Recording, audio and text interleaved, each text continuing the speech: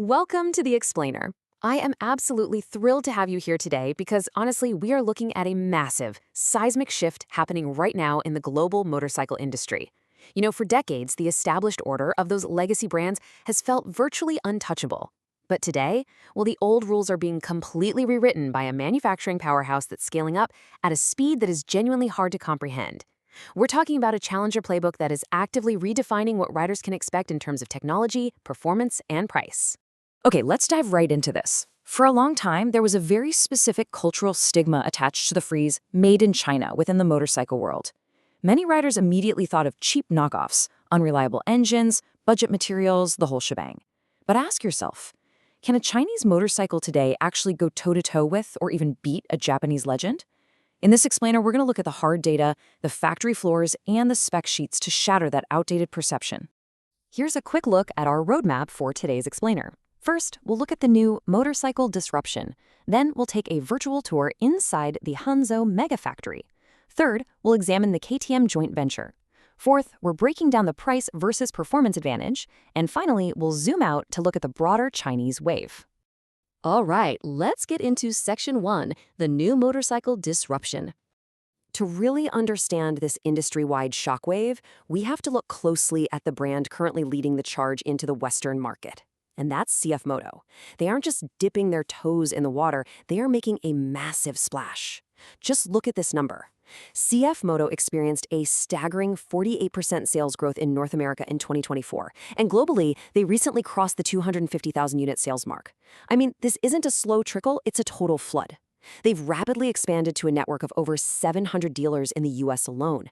This kind of explosive growth is incredibly rare in today's mature motorcycle market, and it absolutely demands our attention. So where did they come from? CFMOTO isn't exactly an overnight success.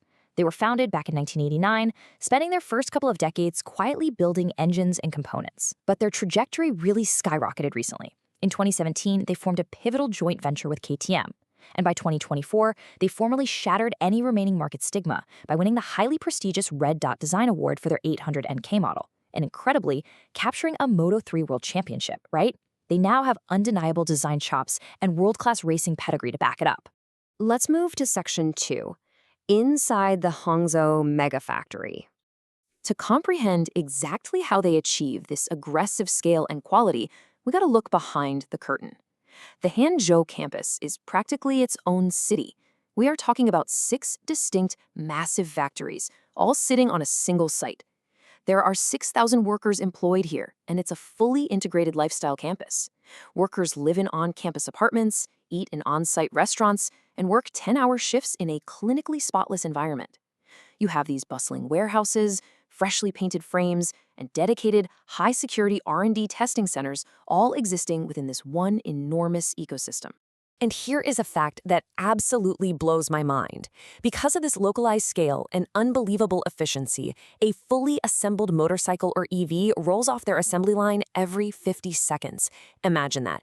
Every 50 seconds. This sheer volume of production is the absolute secret engine that makes their aggressive pricing structure mathematically possible. But hey, don't mistake speed for a lack of care. If you look at the assembly steps, it starts with a bare chassis on an automated platform. But surprisingly, there's a distinct lack of robots. It's a completely hands-on human assembly process. Real workers using torque wrenches and power tools, meticulously putting the bikes together. And once assembled, every single bike is rigorously tested. Workers literally ride them over a row of speed humps to check the suspension, followed by a full dyno run where they click through the gears to make sure the engine package is running flawlessly before it ever goes into a shipping crate. Which brings us to Section 3, the KTM joint venture. Now, what's really interesting about this slide is that this is arguably the critical turning point in CFMOTO's entire history. If you want to know how a Chinese brand suddenly leveled up its engineering to compete with the Japanese and Europeans, this right here is the answer. In 2017, they launched the CFMOTO KTR JV joint venture. You might just assume the legacy European brand holds all the power here, but look at the chart. CFMOTO actually owns the majority 51% stake. They aren't just a contract factory taking orders. They're full partners building KTMs for the global market and absorbing decades of Austrian performance engineering in the process. And this tech transfer is totally not a one-way street. Florian Berget, KTM's managing director, stated, "We have been positively influenced by CFMOTO's quality and engineering capabilities. This is a huge validation. European engineering standards have fundamentally elevated CFMOTO, while KTM directly benefits from CFMOTO's incredibly efficient, high-quality manufacturing scale. It's a completely symbiotic relationship." Because of this European partnership, the days of unbranded, low-tier components are just gone. CFMOTO bikes now come standard with premium name-brand hardware, KYB suspension, Brembo and J1 brakes, and Bosch ABS and traction control software. They're building motorcycles to strict European tolerances, which officially pushes them far out of that traditional budget quality tier. Moving on to Section 4, Price versus Performance Advantage. So, what happens when you combine massive Chinese manufacturing scale with premium European-grade components? Well, you get an absolute market shock. Let's head straight to the spec sheet battle to see exactly how this translates for the consumer.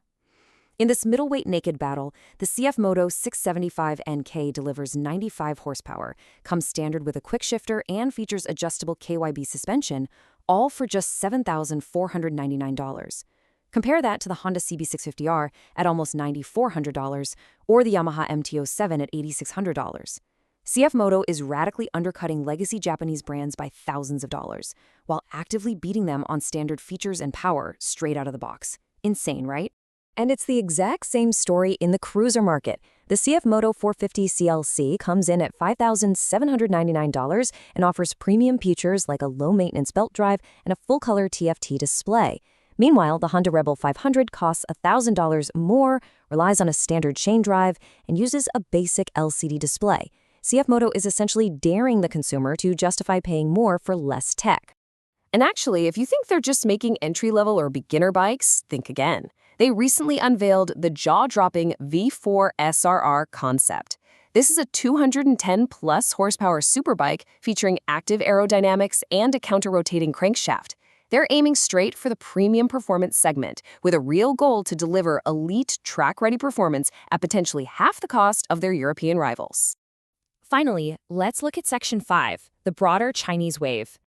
To really grasp the magnitude of what's happening here, we have to look beyond just one company.